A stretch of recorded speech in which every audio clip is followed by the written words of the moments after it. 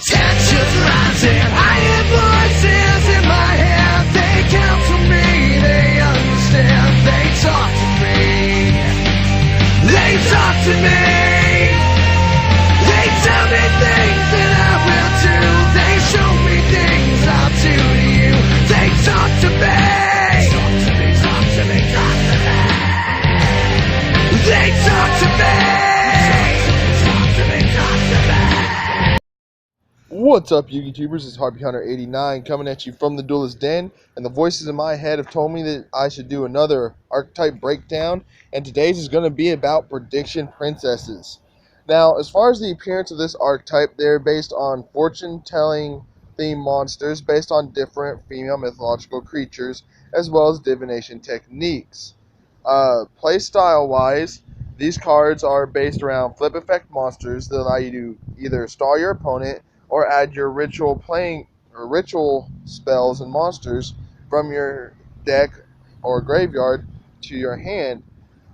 They are all flip effect monsters with the exception of their ritual monster, and they are all fairy type monsters as well. So let's go ahead and get into this archetype breakdown. Starting off the lineup, we have Prediction Princess Petal Elf. Now, the mythical creature this card is based around is, of course, an elf, and the divination technique is Anthomancy, which is the ability to divine omens from flowers, hence Petal Elf. Now, as far as this card's stats, it has 800 attack and 700 defense, and it is an Earth attribute monster.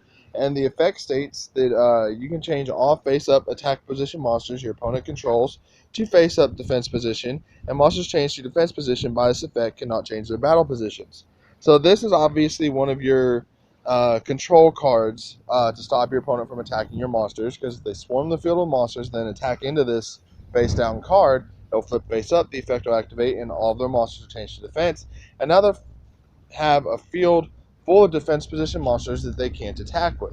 So unless they have another card effect that can change their monsters, or they attribute them off, or use it for synchro summons, or etc, etc, etc, then they're stuck with a field full of monsters that they can't use, which gives you the opportunity to do what you need to do to get your cards into your hand and to make your big plays. The next Prediction Princess we're going to talk about is Prediction Princess Coin Orma, I believe is how you pronounce the name anyway. But this Prediction Princess was based off of the mythical creature of a gnome, and the divination technique is numismatromancy. I'm not sure if I pronounced that right either, but numismatromancy is divining answers through use of coins. And we actually do a version of this every day pretty much all over the country, flipping a coin to figure out what we're going to do or to answer a question. It's kind of ironic that a divination technique has become popular culture in our society. But anyways, for this card's stats, it has 800 attack and 1400 defense, and it too is an Earth attribute monster. And its flip effect states, you can special summon one level 3 or higher flip monster from your hand or deck in face down defense position. Also, you cannot activate monster effects for the rest of this turn except Prediction Princess monsters. Now, this card is one of the searchers for the deck. Not only does it let you search your deck for a monster, but it also lets you special summon it in face down defense position so that it's set up for its flip effect later on in the turn. And the great thing about this card is you can search out another copy of itself. So if opponent has a monster, they attack this, flips face up, special summons a second copy of itself, they attack the second copy, gets the third copy, then the third copy gets a fourth monster. So with this card, it is real easy to swarm the field with your Prediction Princess monsters, and is really great for this deck. Next on the list, we have Prediction Princess Astra Morrigan. Now, Astra Morrigan is based off of the mythical creature of a Morrigan, and I actually had to look this one up because I wasn't sure what it was. I'd never heard of it. Morrigan is a paranormal creature in Irish mythology who is associated with fate and death omens in battle. Now, her divination technique is Ouija, and this is kind of an ironic combination because Ouija, what we know as Ouija boards, is communing with the dead to figure out your fate. So that is actually a pretty nice combination of myths and backstories to combine into one card. Now, as far as the stats of this card, it has 1300 attack and 0 defense. It is a level 3 dark attribute. And the flip effect says that during the end phase of the turn, destroy as many defense position monsters your opponent controls as possible. And if you do, inflict 500 damage to your opponent for each monster destroyed. Now, this card works real great in conjunction with Petal Elf, which changes all of your opponent's monsters to defense position. So you can flip Petal Elf, change them all to defense, flip Astra Morrigan, and during the end phase, all your opponent's monsters are destroyed, and they're taking a bunch of damage. This card is one of the control cards for the deck. It is a little slow, as you do have to wait until the end phase of the turn in order to gain the full ability of this effect. But even if this card is not on the field, the effect will still resolve, and your opponent's monsters will still be destroyed, and they'll still be taking damage. Moving on to Aerosylph, this is actually one of my favorites of the Prediction Princess archetypes, for the reason of its unique divination style. Now, the creature that it is based around is a sylph, which is an air spirit, and the divination technique that it is designed around is Bellomancy. Now, again, I actually had to look up Bellomancy because I never heard of it before, and what it is divination through the use of arrows. And what they would do with these arrows is they would write the answer to their question on multiple arrows. They write different answers like yes, no, maybe, or whatever. And then they would shoot each of the arrows, and whichever arrow went farthest, that was the answer to their question. And that is, to me, a really unique way of divination. I don't see how it's actually divining anything. Maybe, like the gods or whatever would carry whichever arrow was the right answer farthest. I'm not sure. But that is a really interesting form of divination. Now, as for this card's stats, like I said, it is a wind attribute monster. It has 1000 attack and 1400 defense, and its flip effect states that you can add one ritual spell card from your deck or graveyard to your hand. So this actually lets you recycle your ritual spells from your graveyard and search them out from your deck, which is a really great tool for this particular archetype. For the last of the flip effect monsters in this archetype, we have Prediction Princess Crystaldyne. Now, the mythological creature that this card is based off is the Undyne. Now, while Undynes do have many different forms and variations, the most common one is a mermaid, which is a type of Undyne in mythology. Now, the interesting thing about Undynes is that they have no human soul or mortal soul, so they cannot gain immortality for their soul except by marrying a human. Now, specifically, it does have to be human man. That's mainly because in mythology, the vast majority of Undines are females. I'm sure the male Undines, if there are any, could marry a human female and get the same process. But this was usually bad luck for the human that they did marry, due to the fact that if they were unfaithful, then they would instantly die. So if you ever think about getting with a mermaid, guys, you might want to keep that little piece of information in mind. Now, the divination technique that this card is based around is crystalmancy, which is pretty common. It's pretty much telling the future through the use of a crystal ball. As for this card's stats, it does have 1400 attack, 2200 defense, it is a water attribute monster, and is level 5. Now, considering the creature is based off of water attribute, it was a pretty obvious choice. Now, the effect states you can add one ritual monster from your deck or graveyard to your hand. Now, like Aerosylph, it does not have to be a Prediction Princess monster, just as Aerosylph does not have to be a Prediction Princess ritual spell. It can be any ritual spell and any ritual monster with the two cards.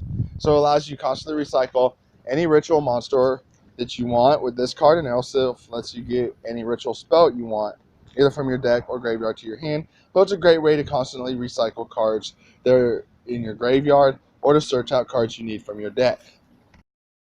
The last monster for this archetype is Prediction Princess Territory. Now, this card actually took me a little work. The first part of its name was pretty obvious, Tarot. Its divination style is the fortune-telling form of reading tarot cards. The last part of the name, REI, that was a little more difficult to figure out. I did look on the Wicca. They did not have any mythical creatures that this was based around. This card isn't even mentioned in that section on the Wicca. So I actually had to do some research. I came up with two possible suspects. The first of which was the Japanese version of a ghost. I can't pronounce the name, but it had the letters REI in the name. Now, I nixed that one due to the fact that ghosts are usually associated with death and darkness, and as Territory is a light attribute monster, it didn't fit the bill. So I did decide to go with the second one I found, which was a Valkyrie. It ends with a similar sound, similar letters near the end of the word Valkyrie. So I decided to go with that one. Now, that is not the official creature that is based around for the Wicca, but that's the closest creature I could come up with similar letters and sounds near the end of the name. And what a Valkyrie is, if you don't know, Valkyrie were the Norse mythological creatures that carried the souls of the dead fallen warriors up to the Hall of Valhalla, where they lived peacefully for the rest of their life, as a warrior should after he dies. Now, as for this card's stats, it is a level 9 light attribute fairy ritual monster with 2700 attack and 1200 defense. Well, the defense is not all that great, the attack is pretty powerful. The effect of this card is that it can be summoned, or ritual summoned, with Prediction Ritual, and during your end phase, you can special summon one flip monster from your hand or graveyard in face down defense position. And it says you can only use one of the following effects of Territory once per turn and only once that turn. And those two effects are as follows. The first one, during either player's turn, you can target one face down monster on the field and change it to face up attack position. This works really good with your cards as you can gain their flip effects. The second effect is that you can target, or during either player's turn, you can target one face-up monster on the field and change it to defense position. So if you have an attack position monster on the field, your opponent attacks it, you can use Territory's effect to flip it face down and save yourself some battle damage, which is a really good effect for this card. It also sets up your flip effect monsters to use their effects if your opponent decides to continue attacking that particular monster. The only spell card for this archetype is Prediction Ritual, and it is a ritual spell card that states, this card is used to ritual summon Prediction Princess Territory. You must also tribute monsters from your hand or field whose total levels equal 9 or more. During your main phase, except the turn this card sent to the graveyard, you can banish this card from your graveyard, add one Prediction Princess monster from your deck to your hand. Now, there is some issue with that, because if you banish this card with its own effect, then you're not going to be able to get it back with an effect like Arrow Sylph to summon your Territory. So you kind of have to be smart about how you're playing this card. Now, if you do have alternative ritual spells that let you bring out Territory, that's one thing. But if this is the only ritual spell you're running in your deck, you kind of have to play smart about when and how you're going to use that secondary effect to search for a Prediction Princess monster, or if you just want to leave it in your graveyard to get it back with Arrow Sylph later.